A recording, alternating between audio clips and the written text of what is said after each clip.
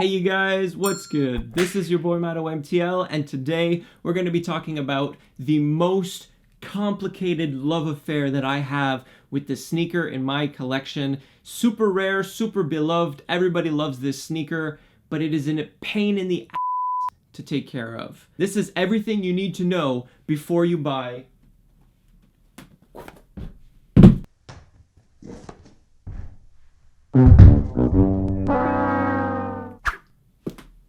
the AIRMAX 90 Bacons.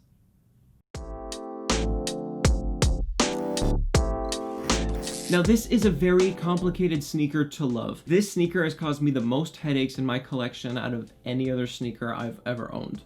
I'll begin by telling you guys the story of how I came across the AIRMAX 90 Bacon and how I acquired it. I'd heard about the AIRMAX 90 in quite a few podcasts, being identified as one of the most legendary AIRMAX 90s to have ever been created, simply because the concept is absolutely killer. So this sneaker came out in 2004 in a collaboration between Dave's Quality Meats and Nike, based of course on the concept of recreating bacon. Now they took the Pantones of all different kinds of cooked and uncooked bacon. They took all the different kinds of pinks and reds and cream colors that you would find in a slice of bacon, and they decided to bring it to life in this hot, sizzling AIRMAX 90 silhouette.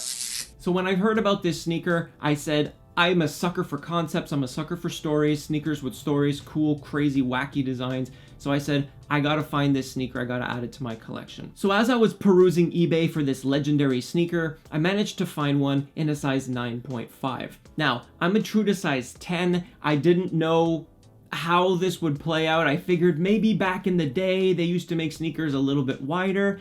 Gotta keep in mind, this sneaker is now about 16 years old.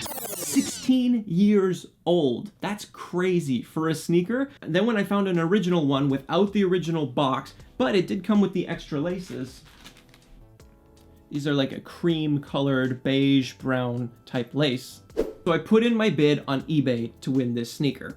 And then, boom, the day comes. I won the bid, I won the sneaker, it got shipped out, and I was so over the moon to receive the sneaker. That was until I put it on my foot. When I put the sneaker on my foot, it didn't really fit. It was a very tight fit. I said, let me make it work. So I basically took out the insole. The insole gave me an extra 0.25 or so of space, which was not necessarily fully at its size 10, but I was able to sort of make it work. I put on thin socks and I said, I'm gonna take these for a walk. This, again, is a 16-year-old shoe. It was originally released in 2004. This means I was taking a pretty big risk with the midsole and the outsole. But I said I have to take these for a walk because if I can't actually wear these sneakers, what is the point of owning them? Ultimately, I like to be able to say that I can wear all my kicks. So if I can't wear these, what's the point of having them in my collection? So I decided to take these bad boys for a test run, and that is exactly where the trouble started. My walks tend to hover around 45 minutes, and they're not very crazy, it's just kind of a walk around the neighborhood. But by the time I got back, my feet were killing me, okay? This was not only tight, but I was getting blisters. Now, this is my own problem, this is my own fault. It's a little bit too small for my foot. I have had some 9.5s in my collection that I could really genuinely make work without my foot hurting too much or feeling too tight. But in this sneaker, it felt smothered. When I took the sneaker off my foot, I had noticed that the outsole had actually started to flake off. Now, you wonder, how does an outsole crack that badly? How does it crumble that badly? How does it start to flake off? I didn't even think that was possible until I realized that the materials must have dried out over time. They can only have so long of a lifespan. And then when I flipped from the outsole to the midsole, I had noticed that the whole thing had separated and cracked. And I lost my shit. These sneakers were already pretty damn expensive, not to mention that I didn't know how the heck I would ever go about being able to fully repair the sneakers and bring them back to their original form. I knew sole swaps existed, but I'd never really done one before. I don't really know too many sneaker customizers or repair services around the area where I live. So I had to send this sneaker out to somebody in Toronto who was well recommended from a sneaker podcast that I listen to pretty regularly, and I had to get this serviced. Now, what does that mean? Essentially, he said, I also need a donor pair. The donor pair of sneakers that I got was a plain white pair of AIRMAX 90s. Now, I asked if they could be maybe a different size, like a size 10 or something like that. Unfortunately, he said, no, it actually has to be the exact same size and the exact same shoe model as the original if we want our chances to be the best for a successful sole swap. So I said, okay, I got myself a plain all-white pair of AIRMAX 90s. Now, these were also in a size 9.5. And when we put the sole onto the sneaker, it fit well, but everything was all white. So we had to repaint it. Now, this guy has successfully done some bacon sole swaps in the past, so I trusted him to get the shades of the white cream color and the brown on the medial and lateral sides above the air bubble to be just right and perfect. And he did, so I was super happy with that. Unfortunately, this is where we encountered another problem in the sole swap process. The outsole. This pesky outsole. Now, the color was plain white.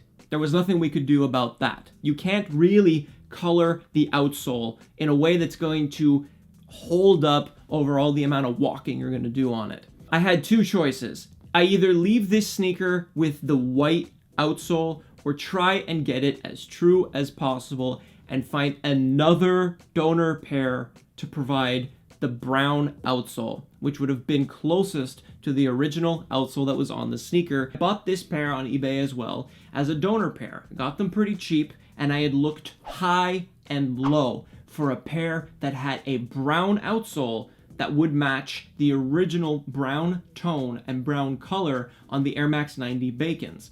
Unfortunately, as you guys might be able to see in the close-ups of the AIRMAX 90 Bacon today, the brown is not exactly the same as the original brown that was on the sneaker. I had an extremely hard time actually finding a brown AIRMAX 90, let alone one that had the exact same Pantone color brown as the midsole on the AIRMAX 90 Bacon. So I went with the closest brown that I could find, and that brown was on this AIRMAX 90 rustic colorway. The upper and everything is made out of really nice materials. Very cool sneaker. All I had to do essentially was strip the outsole and use it for the sole swap. And then in return, we put the all-white AIRMAX 90 outsole back onto the rustic so that at least this sneaker is still functional. So a major shout out to Knotsky from Toronto. That's Knotsky. He was recommended through the Canada Got Sole podcast, which I listen to quite frequently, and he was able to fix this sneaker up for me, no problem, super great communication, sent photos along the way, and the sneaker came out looking, I mean, pretty fantastic, to be honest. I would be extremely happy with having this sneaker in my collection if I could wear it. No matter how much I try, I don't have thin enough socks or a small enough foot to pull off this size 9.5 AIRMAX Bacon without really just having discomfort all day long for my foot. So I have to shelve these and I actually have to put them up for sale. Now that you guys know my sneaker repair story, it might make more sense to you when I tell you about the things to look out for when buying an AIRMAX 90 Bacon. Specifically, as I mentioned before, you're going to want to look at the quality of the outsole. The outsole is very fragile, and it may be subject to cracking and flaking off over time. So it's very important that you get some pictures of the outsole and you keep an eye on that. The next thing you're gonna have to consider, you're gonna have to restore this sneaker's midsole at some point, and that's likely going to have to be through a sole swap. You're going to need to purchase a donor pair, and you're going to have to pay for the restoration service from an expert. Unfortunately, old Nike midsoles just don't hold up. They dry out and then they end up crumbling. And they're gonna especially crack and crumble right over the air bubble section of the sneaker. The air bubble section is another section you'll wanna keep an eye out for. All air bubbles on the AIRMAX 90 Bacons, unless they were kept in some sort of airtight vault, will have a very cloudy and consistent yellowing on the air bubble. You won't be able to clearly see through the air bubble as you would on a brand new fresh pair of AIRMAX 90s, and that's just because of age. The interior of this sneaker is made of a very nice, very plush leather. Unfortunately, it starts to crack and fade and crinkle and peel off over time. Essentially, you're gonna have to determine whether you're okay to settle for that. I didn't mind because people don't see inside the sneaker, but it definitely does make it look a little bit older if you're taking it off and trying to admire it and you want to have a nice clean looking pair. Chances are also highly likely that you won't get the original box with the sneaker. When these sneakers came out a long time ago, most people threw away their boxes, and that's just something I've come to find that's pretty common in a lot of listings. Now let's take a closer look at the materials that make up the AIRMAX 90 Bacon. You're going to notice a nice cream toe box done in leather. That same leather is going to find itself up around the ankle part of the sneaker on both the lateral and medial sides. You're also going to notice a pink Nike swoosh done in leather, stitched on top of a nubuck red that goes all around the sneaker. You're going to find the same red nubuck around the eyelets of the sneaker that fall into the traditional AIRMAX 90 plastic lined eyelet sections. We have a beautiful beige suede mudguard, complete with AIRMAX 90 plastic tab branding, as is typical on most AIRMAX 90s on both the lateral and medial sides.